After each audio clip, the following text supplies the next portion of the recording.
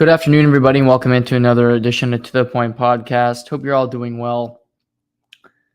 What a week so far. A lot of news in sports when it comes to trades, when there's settling arbitration cases in the NHL. We have the NFL kicking off its preseason schedule tomorrow. And it's been a bittersweet week for the sports world, I would say. And that's because in 48 hours, we've lost two legends in two very different fields, very different aspects of sports figures.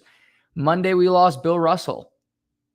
You could argue perhaps the most important player in the history of the NBA. Jerry West was interviewed this week. He touched on just how Bill Russell changed the game, not just the way he played it, but also the way he approached civil rights, the way he approached his life, and all that he went through to make the game better, and just the way a big man played with size in the paint, blocking shots, all of that nature. He was a living icon.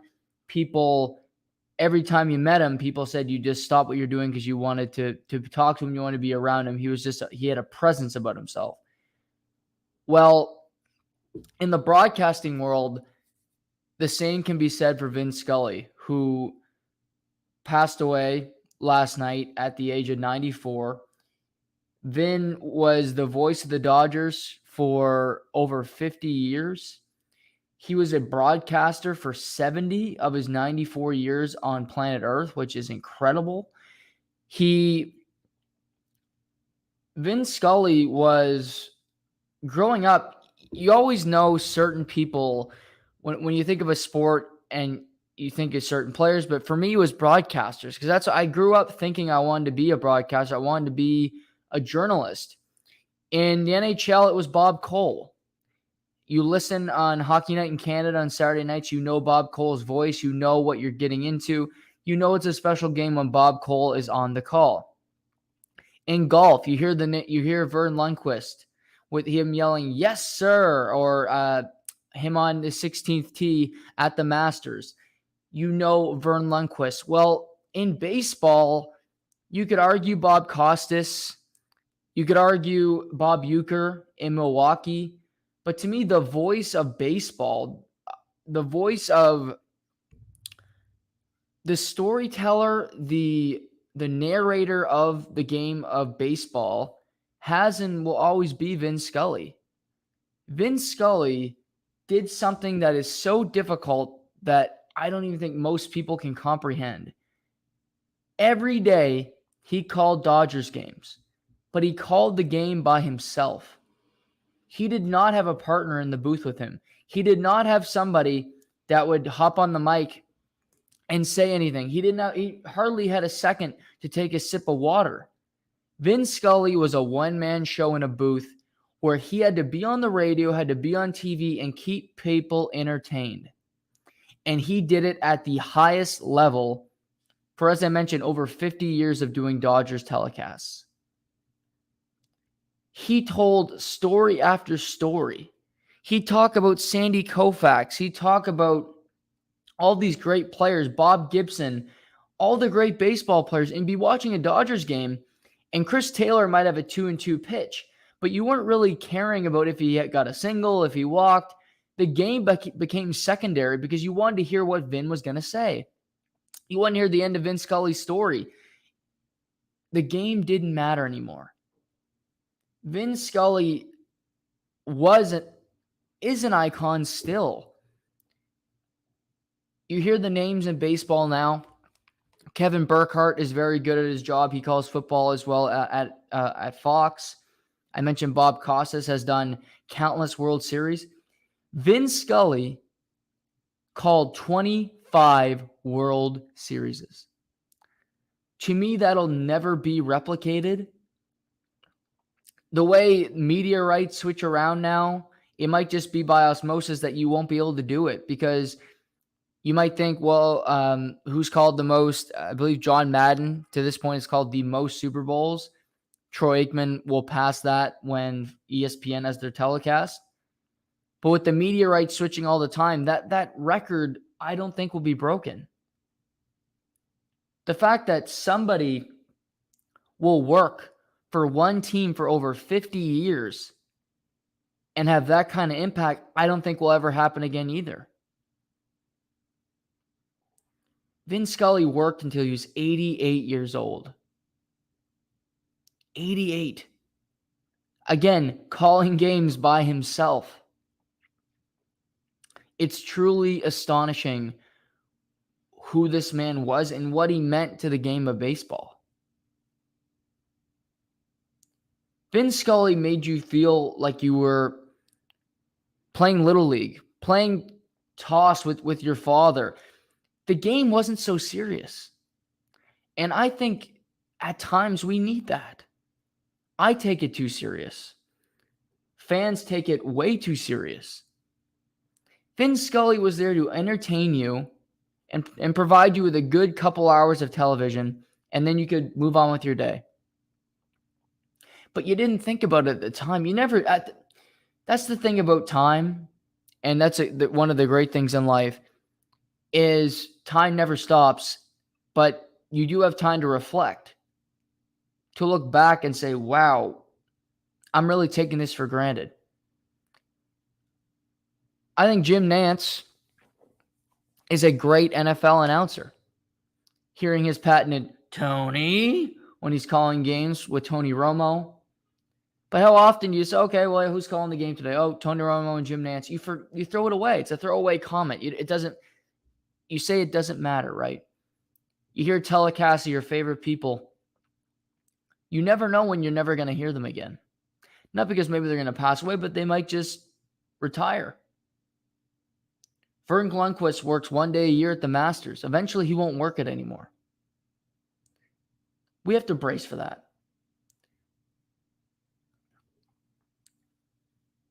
I know studying journalism, wanting to be a reporter from the time I would say 2 years old is when my obsession with sports started, where I would literally stand about a foot away from the TV, which I still do sometimes, and jump up and watch games.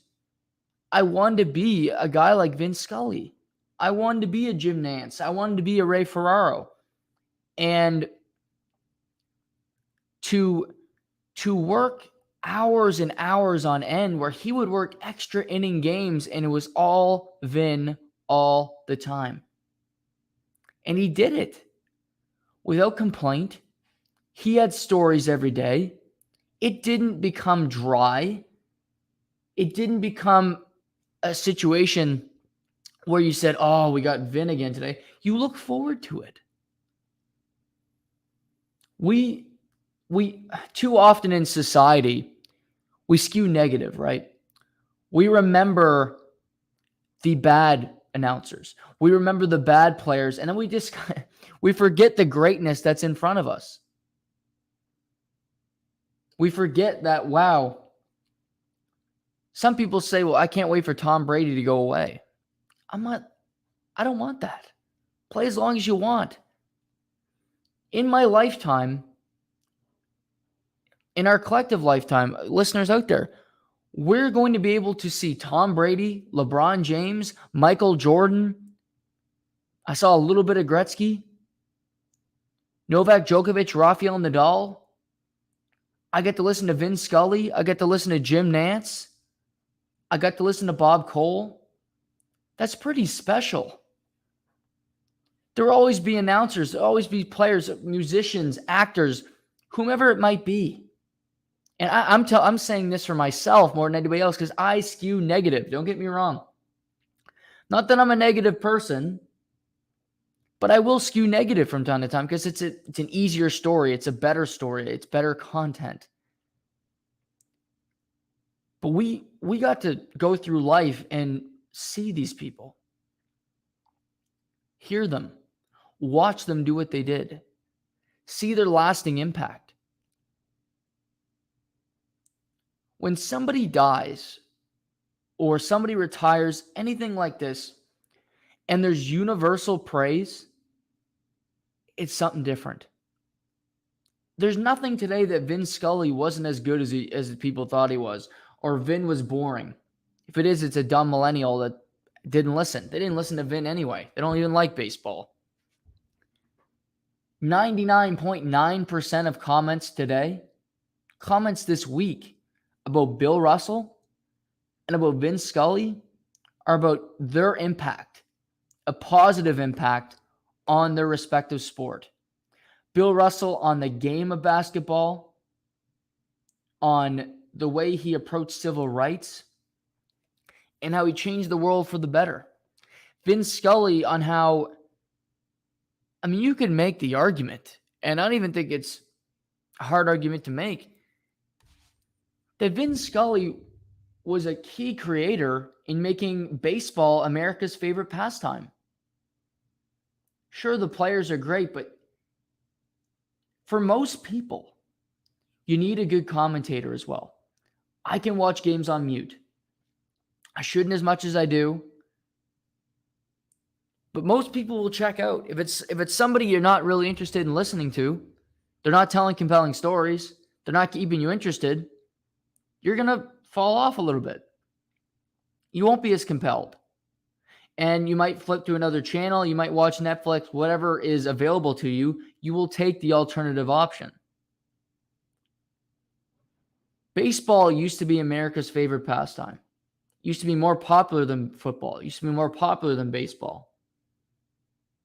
To me, baseball has lost some of its luster because we can't think of a key announcer that you really enjoy listening to.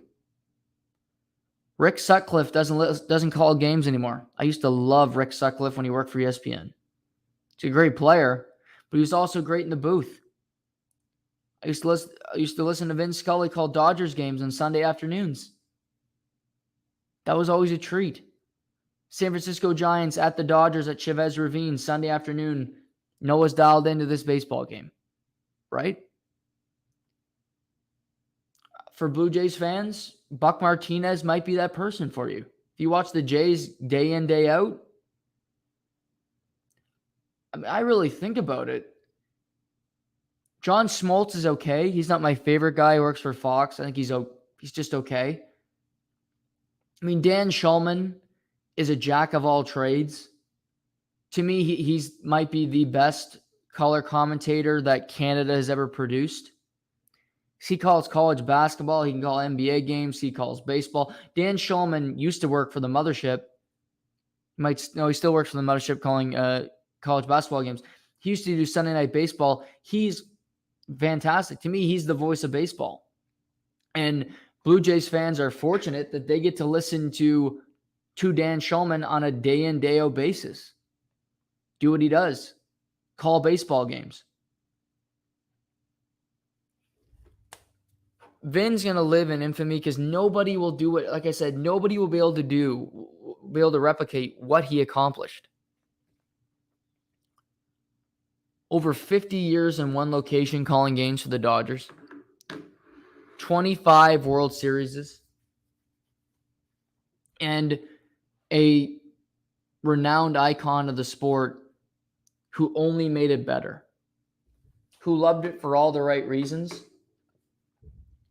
And is still massively popular today. The best thing about this week is we do get to reflect, we get to admire these men. But another thing that I'm thankful for is that Bill Russell was 88 and Vin Scully was 94. It's still sad. It's still a life lost. But they both lived good lives. They both changed things for the better. And reflecting on my immortality eventually, hopefully it's not too soon, I hope to do the same thing.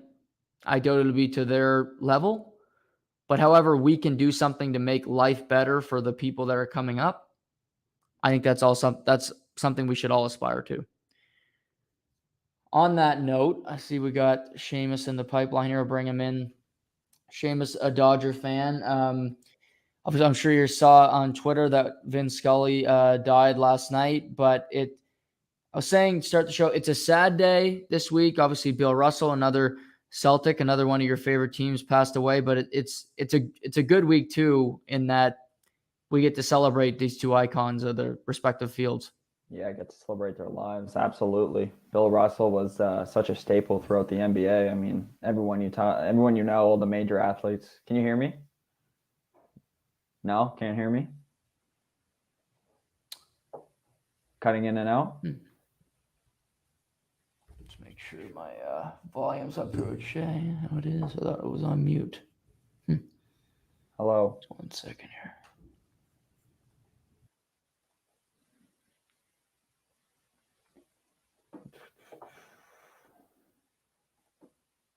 Old Bill Russell. Anyone listening, go check out the Kenny Smith joins Tim and Friends podcast, and he talked a little bit about Kenny Smith, or how Bill Russell was his coach and what it meant to him, and how he sat beside him for all his road games. I thought that was really interesting, and his perspective. I didn't know Bill Russell was even a coach for Sacramento, let alone kind of like a GM/head coach role. So if anyone's listening, go. I would recommend going check it out. It was a really interesting story. It's only about a minute to 2 minutes long, but super interesting, and yeah.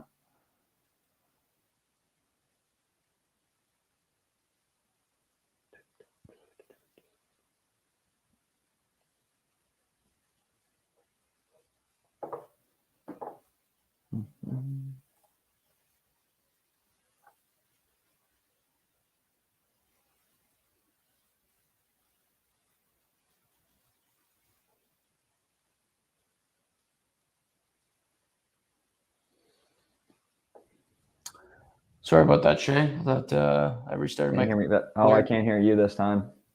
I still can't hear you. No, I can't hear you. You can hear me. I restarted my Start on computer. this Maybe just restart Wednesday your or exit out and then maybe come back in. I'm not sure. 1 second. I'm just gonna I'll mess around with my. Normally it comes right back on, but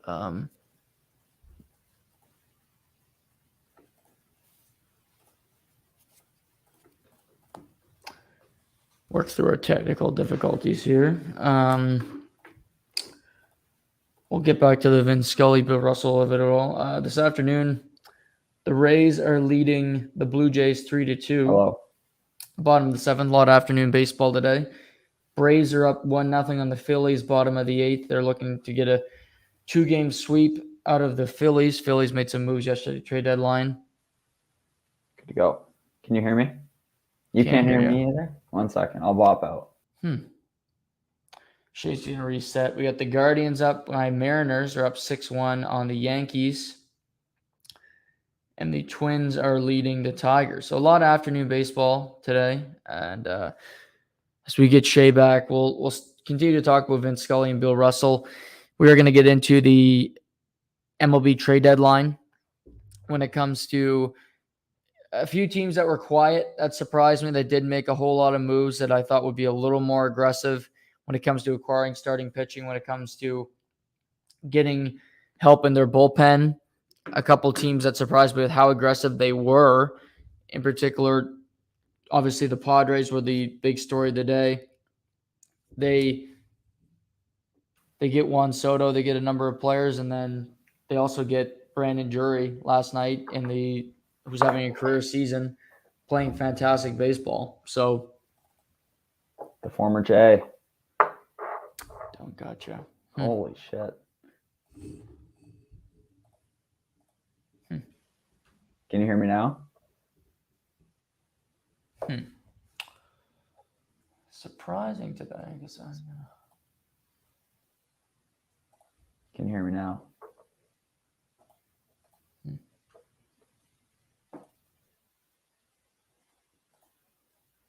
Hello. I'm going to reset again. We'll see. Hello.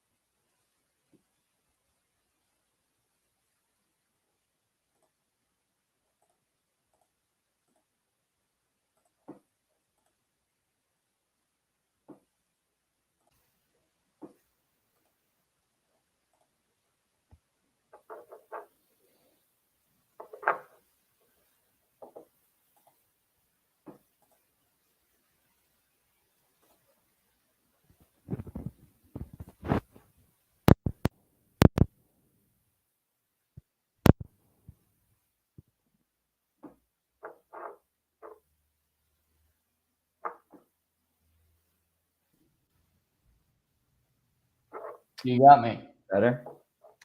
No, I can't hear you now either. Yeah, I don't know what's going on today here, folks. Reset my computer twice, still not working on the old Hello.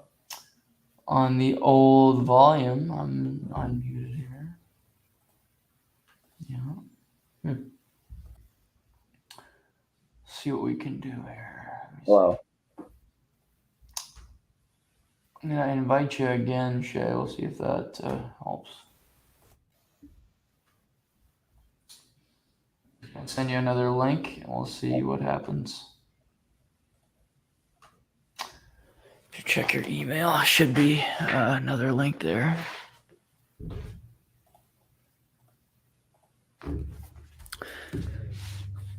But hey, it's Wednesday.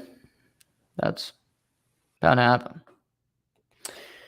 But yeah, sorry everybody for the technical difficulty. Don't know what's going on today.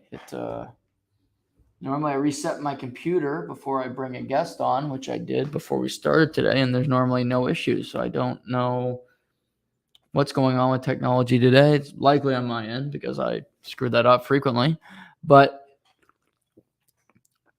we'll wait and see what's happening when Shamus rejoins. And as I said, it's a sad day, but it's a good day. Baseball has taken center stage this week for a number of reasons. Obviously, the trade deadline was big yesterday. And I think it's important baseball has a really good second half because the NFL is starting, and that's a machine that never stops.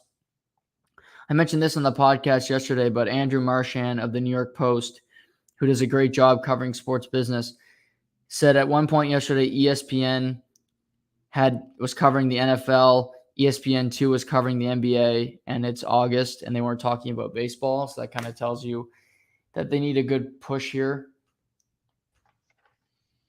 Do I got Any you? better? Any better? No, I can't. So just volume. No. I can hear you.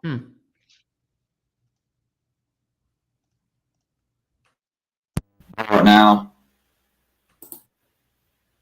What about now? What about now?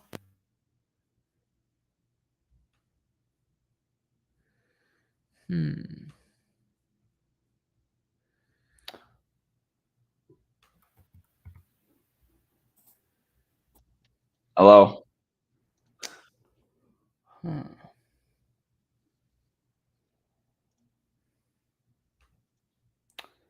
It's working through this here. Let's see. Audio.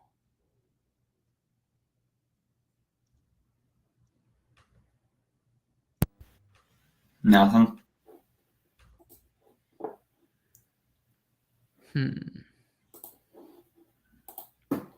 Hear me now?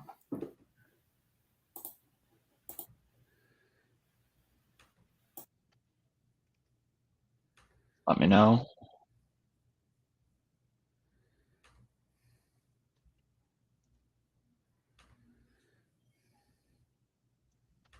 Hello.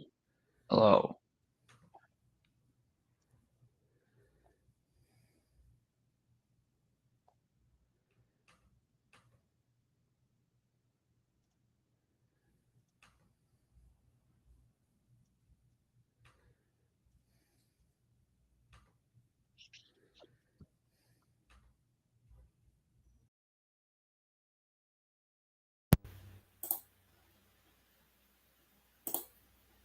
Hello.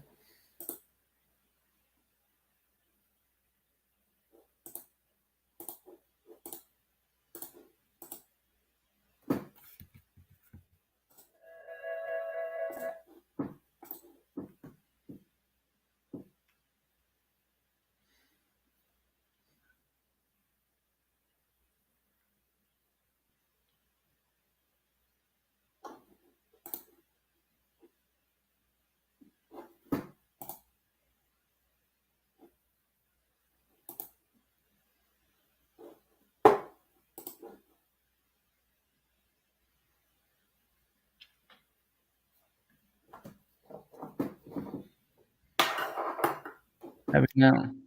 Can you hear me? It's not our day. I don't know what's going on today. Jesus Christ. Technology is not my friend today. Can you hear me now? Nothing, eh?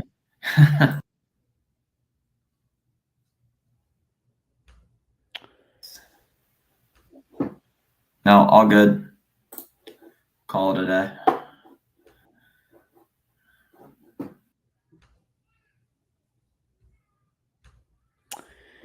Yeah, so everybody, I don't know what's going on with the audio today or the connection because we can see each other, but I cannot hear Shamus, and I'm unmuted, and I've checked everything I can here, and it's not working. So I don't know. Send him a couple links.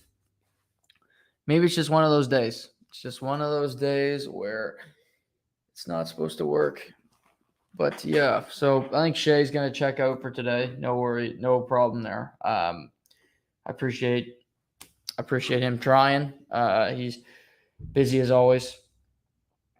So yeah, we'll talk. We'll keep Shamus. Shamus will be back next week. Hopefully, there's no issues. But yeah, weird set of circumstances today. But we'll get back at it next week. So back to the trade deadline as we pivot back into baseball. As I reflected last night on the trade deadline, and winners and losers are to be determined. That's not really a hot take I'm going to make today. Is there's just I have moves I like, and then just I think you look around and there's teams this season. You think of the Yankees, they're great. The Dodgers are obviously fantastic. But then you look and the Mets are a really good team. The Braves are a really good team. The Blue Jays are no slouch. So I think this season in particular, teams at the deadline were aggressive because they felt like they could be successful. They felt like they could win a wild card game. They could sneak into the postseason and make some noise. One team that really surprised me, and they made moves later in the day, were the Philadelphia Phillies. The Phillies are, as I mentioned, in a dogfight with the Braves. Well, not really. The Braves are way ahead, but the Phillies are in a dogfight with the St. Louis Cardinals for the final wild card spot right now. And they're a good team. They're built with a lot of veterans: Nick Castellanos, Kyle Schwarber, Bryce Harper, who's been out for a long time. But they have a solid roster. And as we speak, they just took a 3-1 lead over the Atlanta Braves. So they're very much in the playoff picture. Kyle Gibson's had a great season. So has Zach Wheeler. So they have some veteran pitching that's really shown up for them this season. And although they are third to the division behind the Braves and behind the Mets, they still, with the expanded playoff, they have a chance of making the playoffs, and who knows what happens from there. But yesterday, they acquired a position player in Brandon Marsh who can play all over the field. He's a center fielder technically, but he can also play left. He gives them some flexibility, and he's a guy that has batted leadoff. So again, he provides even more opportunities for this team to make Kyle Schwarber an everyday DH. They also have Derek Hall has been DHing, so gives them some flexibility. They acquire Noah Syndergaard. That was the last trade of the trade deadline where Syndergaard goes to the Phillies from the Los Angeles Angels. Syndergaard, a.k.a. Thor, is formerly, a great Cy Young type pitcher, but he's been through a number of injuries. He seems to be constantly banged up. He had a Tommy John surgery last year. He's still got some arm problems. So Syndergaard is not your ace anymore. He's not your – to me, I look at the Phillies lineup. Maybe he's their number 3 pitcher if they make the playoffs. Again, you go Wheeler, then perhaps you go Aaron Nola, Gibson, and then Syndergaard is sprinkled in there. So it gives them some depth. It gives them another good starting pitcher, I will say that. And Syndergaard used to pitch for the Mets. He used to pitch against the Braves often. So he goes back to the National League East, which is where he got traded from the Blue Jays, and that's where he started his career in the big leagues. So Syndergaard is back where it all started for him when it comes to the divisional format. And the Phillies also acquired David Robertson, This is Robertson's second stint with the Phillies. He played 6 games in 2019 before his season ended early in the year. And as I mentioned, he's a reliever I would have coveted. He can be your closer if you need him to be.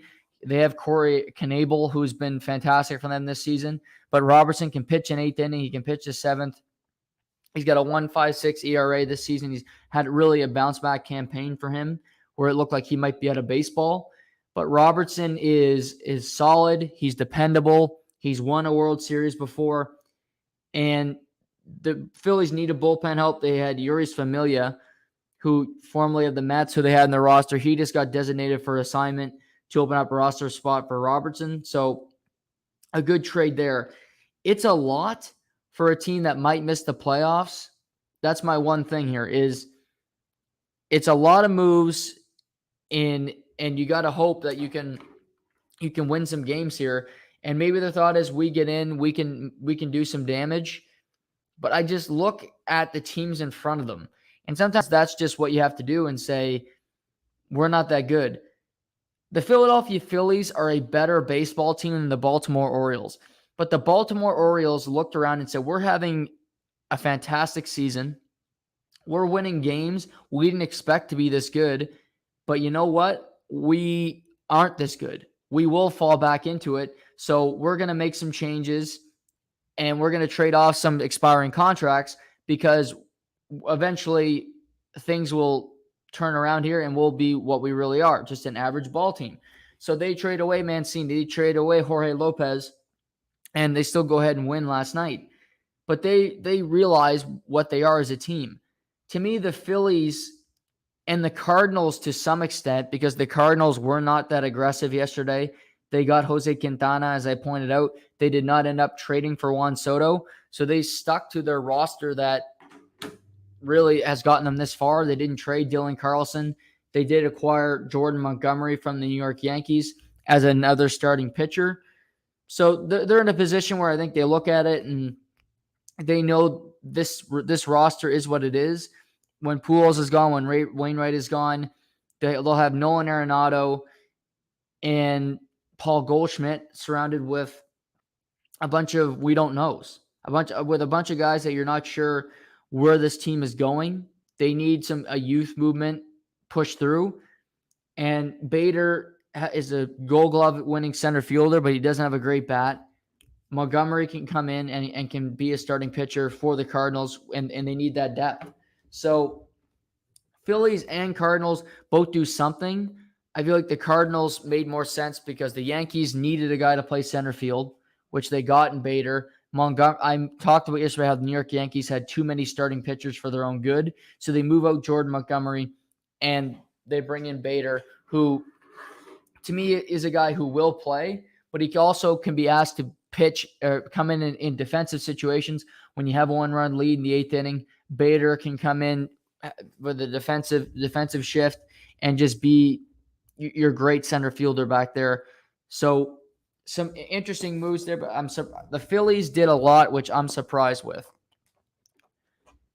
The Angels decide to be sellers, although they don't trade Shohei Ohtani. Smart move, as I mentioned. You need to be able to sell tickets. You need to sell tickets in the sports world. You need people to show up, and Shohei Ohtani is a gate attraction. It's that simple for me. He's a must-watch guy.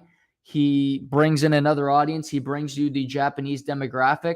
He's a fantastic pitcher. He's a fantastic player. He'll be, if you trade him next year, teams will be lined up at the door. But the Angels trade Syndergaard yesterday. They trade Yasiel Iglesias, their closer, to the Atlanta Braves. So the Braves, who could repeat, they get Odorizzi yesterday. They get Adrianza as a second baseman. They get Iglesias, who I believe will be competing with Kenley Jansen to be the team's closer come the end of the year. It'll be an open tryout, and we'll see who performs the best in the last couple months of the season. So the Angels sell nearly everybody. But again, the Angels, if you think of the last 10 years, and I say you can't think of the Angels, you can't name Mike Trout, and you can't name Shohei Ohtani, what do you think about? Well, you think about incompetence. You think about bad signings. You think about this team being non-competitive while being one of the highest spending teams in baseball.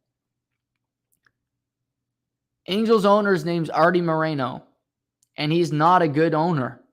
He has had no success in Los Angeles with this team. None. They're just another club, but they're in Anaheim, and you expect this team to be at least half decent. They're never half decent. They're never competitive. They're just another team. They get Jesse Chavez, who will pitch the rest of the year, who's had a good season in Atlanta. They get Tucker Davidson, so a couple pitchers to replace the men they lost. But again, the Angels are just sitting there in a July, early October, where they were never going to make the playoffs. Never going to come close to making the playoffs. And that is just such a bad position for this team to be in. And really for the Angels, the rest of the season doesn't matter. When Ohtani pitches, they're interesting. Other than that, they're not. What they need to do between starting now to about this point next season is give Shohei Ohtani a reason to stick around in Los Angeles other than money. Because I don't think he's going to stay, because he'll go somewhere else and get a whole lot of money and be on a competitive team. What do we know about these international players? A lot of them come over and they join really good teams. Masahiro Tanaka, he had a semi-successful MLB career coming over to play for the Yankees. I believe he had a 3.65 ERA when his MLB career was over and he went back to Japan. But he signed with the Yankees because they're a big market and because he had a chance to win. Ichiro Suzuki, sure, he's with the Marlins. But the Marlins were a competitive team. They won the World Series in 2003. He went to the Seattle Mariners, who have had a long streak of not making the postseason, but they won 116 games in 2001. So he was on rosters that had at least presented that they were winners, that they had a sense of pride, that they looked into winning and had some success at some point. The Angels have had none. Mike Scioscia has come and gone as manager. They won a World Series in the early 2000s. Since then, it's been nothing but a disaster. Their only goal is to sell Shohei Ohtani on the market. Because after next season, he's a free agent. He can go anywhere in baseball. And he won't be an Angel if it continues to go this way. And if Mike Trout's health sucks, it just won't be there. He'll go somewhere else and try to win a World Series. So Angels sell off. I like the Braves moves. Again, Minnesota surprised me. But I'm thinking last night, well, Minnesota was so aggressive, and I've thought all year that the Chicago White Sox are better than the Minnesota Twins, although Minnesota's been in first for the longest time. And I'm thinking, well, why wouldn't Minnesota be aggressive? They're first in the American League Central. They have been for some time. They play consistently good baseball. All they do is win games. Minnesota. As we speak, I believe they're winning today. They're beating the Tigers in the 6th inning. All they do is win. Why couldn't they win the American League Central? They can. That's why they're in this position. That's why they go get a starting pitcher in Tyler Mahle. He wasn't Luis Castillo, who ends up in Seattle, but he's a damn good pitcher. And they get Jorge Lopez, who's having a career year for the Orioles as their closer. They have options. Plus, they can win their division, and who knows what happens. So I'm for Minnesota being aggressive. The Guardians have a low payroll, and somehow they're a game out of the wild card. They're a game behind Tampa Bay. They don't hardly spend any money. They kept Jose Ramirez because at the beginning of the season, including I ridiculed the Guardians because they were selling off piece after piece. They are a game out of the final wild card spot and 3 games behind the Minnesota Twins. They're just winning all the time. The Guardians, the Twins, and the White Sox are all playing good baseball right now. Chicago's within 2 of the wild card. The Guardians are 2 games back of a wild card spot, and the Minnesota Twins are leading the American League Central, and they win 3 out of every 4 games basically right now.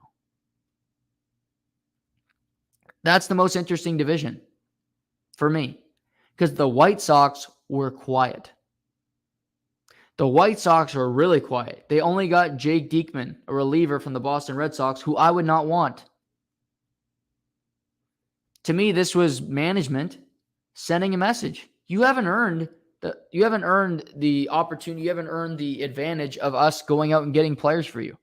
The fact that you're not in first place right now tells us something about this roster. Tells us about Tony La Russa, who won't be the manager next year. You could argue Eloy Jimenez was their free agent acquisition.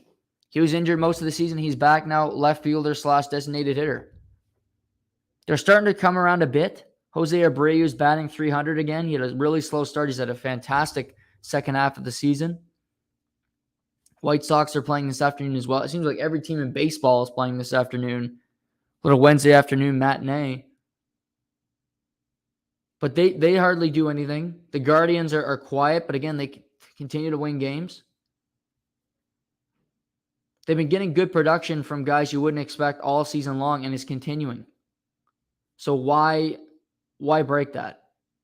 Why shake it up if you don't have to when your team is winning?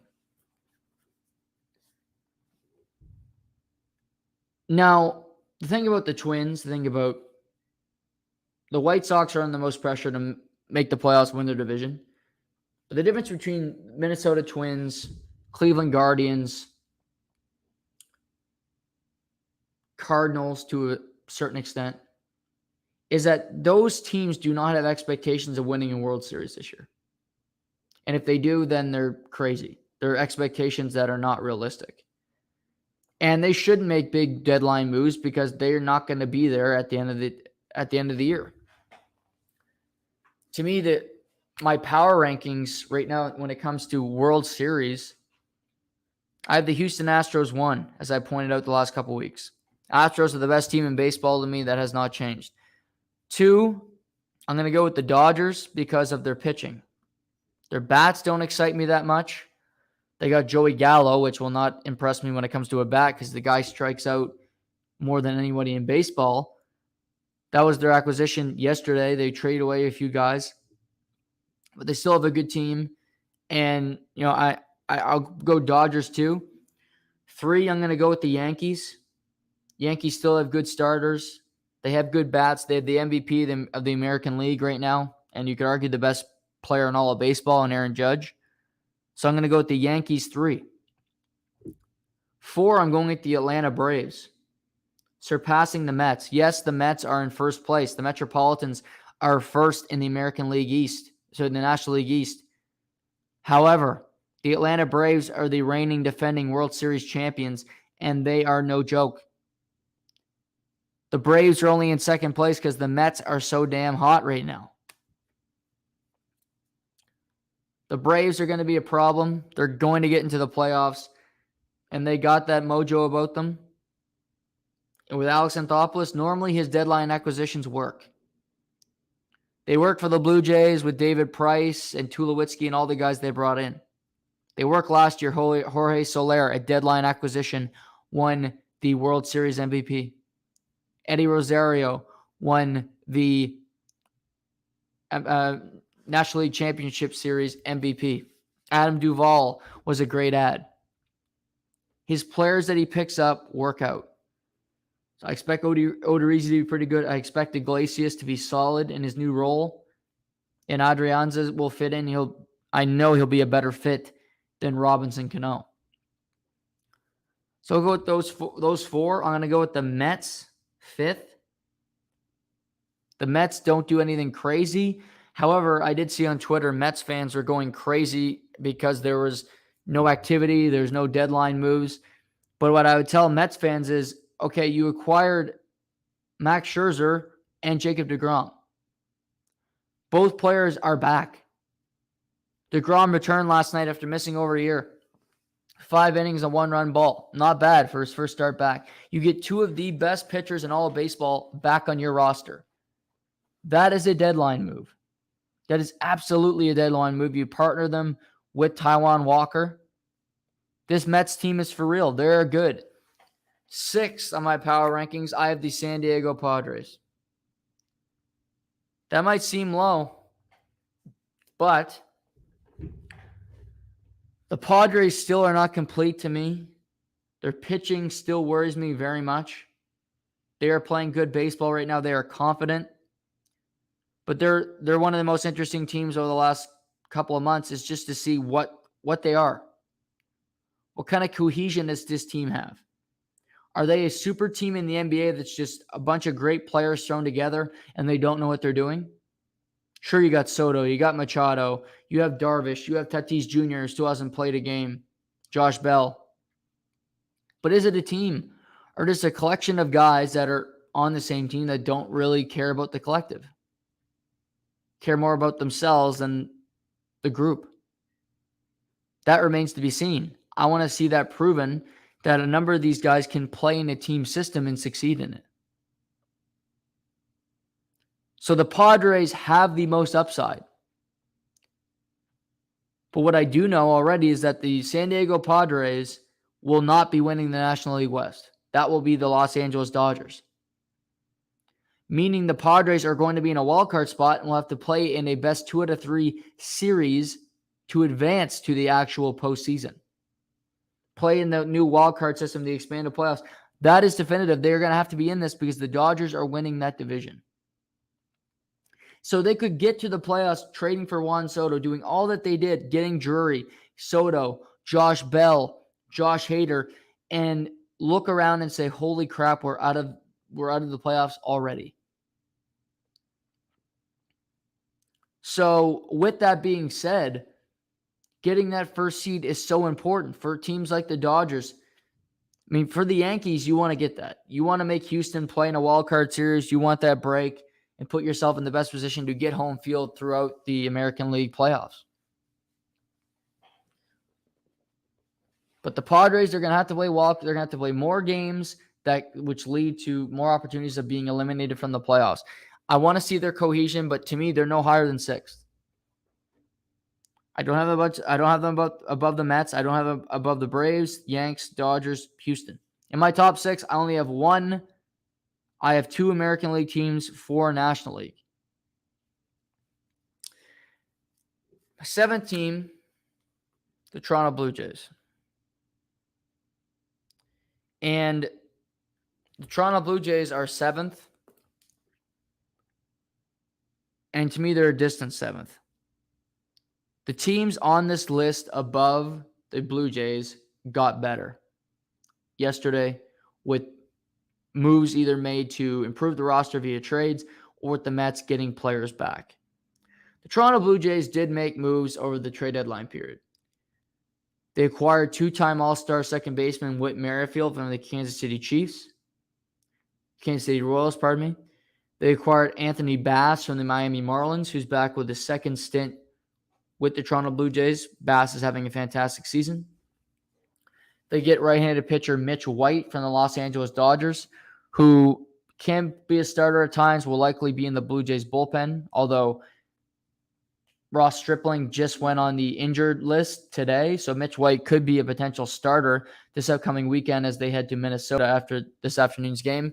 And they get infielder Alex DeJesus from the Dodgers as well in that trade, as Max Castillo goes the other way. The Jays did something. Merrifield's a good player. Something we got to consider, though, Merrifield is unvaccinated. As we currently stand, he cannot play in Canada. Just a few weeks ago, prior to the All-Star break, Whit Merrifield declined to come up to Canada because he's not vaccinated. He could not get into the country. So this move could be completely irrelevant if he does not decide to get vaccinated. Is he going to or not? It's a gamble, which the Blue Jays are going to have to deal with. I assume he will, or they wouldn't have traded for him. But again, we don't know that for certain, and we'll have to wait and see on what what transpires, because until further notice, Whit Merrifield will not be on the Blue Jays roster or available. Well, technically, he could play this weekend in Minnesota against the Twins because he is not in Canada. But if he wants to play home games for the Toronto Blue Jays, he will have to get vaccinated. So we'll wait and see what's happening with Whit Merrifield. Anthony Bass is a good pickup. I mentioned yesterday he's a guy that can be in the middle of your bullpen, pitch a seventh inning, pitch an eighth inning. You feel comfortable with him. He's been solid all season. But they don't get any player that you just write home about. Luis Castillo went to the Mariners. Great pitcher. Mahle, even Tyler Mahle goes to Minnesota. He's a decent pitcher. The Phillies land Syndergaard. They don't get depth. They don't particularly add great players to their bullpen. Another great player that you want to look at. I mean, I look at the Angels getting Jesse Chavez. That would have been something the Blue Jays could have looked into because he's a guy that can give you multiple innings, and that's rare in today's age when it comes to a bullpen arm. They didn't do enough. Well, other teams did to get better. This team was the favorite to win the World Series at the beginning of the year. And to their credit, they're playing fantastic baseball right now. They just are. They're winning every game practically that they're playing. They've beaten good teams along the way. I think it's important. They got a tough stretch this week to see what they got. They beat Tampa last night where Gausman just threw a gem, but then they're in Minnesota for 4. That's a tough series. We'll see what they can come up with when they're in Minnesota battling the Twins. But you got to prove something in that stretch that you can deliver, that you can play at an elite level. They didn't do enough for me. They're still a great team. Vladdy's playing like an MVP finally. Kirk is still great, but you wanted more options. I think you wanted another bat for sure. Because, I mean, last night Danny Jansen was playing designated hitter. That's not where you want to be. Danny Jansen's a great catcher. You don't want him playing on days that he's not catching. You don't want him with a bat in his hand otherwise because he's not worth it. He's not a DH. He's not a threatening bat. This could work out for the Toronto Blue Jays where they don't have to spend that much and they still end up winning. But I will say they're going to need their pitching to be fantastic, and clearly they're banking on Jose Barrios being healthy and being his ace self that we've seen in the past. Because otherwise, you have Alek Manoah, who hasn't pitched in a playoff game before. You have Barrios, obviously, Gausman, who's pitched in playoff games, and he's been fairly good this year. Stripling, who you wouldn't want pitching, and Yusei Kikuchi, who, again, is not the ideal person to start a playoff game. The Jays lose today in Tampa. They'll head to Minnesota immediately following this game. The Braves lose to the Phillies after giving up 3 runs in the 8th inning. So a win there. Baltimore's tied with Texas. They're looking for a sweep of Texas here in the bottom of the 3rd. Astros have a 4-0 lead on the Boston Red Sox. We got the Mariners up 6-1 over the Yankees as my Mariners look to take 2 out of 3 from the Yankees in the Bronx. Today, it's going to be a quicker show, and just with the technical difficulty stuff, and there's something just came up that I have to deal with. So tomorrow we'll cover some news up front of anything that happens between now and then. But tomorrow we are going to be talking about the NFC West. We are going to be starting the weekly / bi-weekly divisional breakdowns in the National Football League, where I'll take you through additions, subtractions of each team throughout the season. And we'll start with the NFC West with some interesting teams like Seattle and San Francisco. We'll go through all 4 teams tomorrow. So I'm looking forward to this. We're going to start doing this at least once a week, perhaps twice a week. So that will start tomorrow here on To The Point. I apologize for the technical difficulties today. And we'll get back to some other NFL news and notes tomorrow as well as we move throughout the week. But I hope everybody has a great night. Stay healthy, stay safe. We'll talk soon.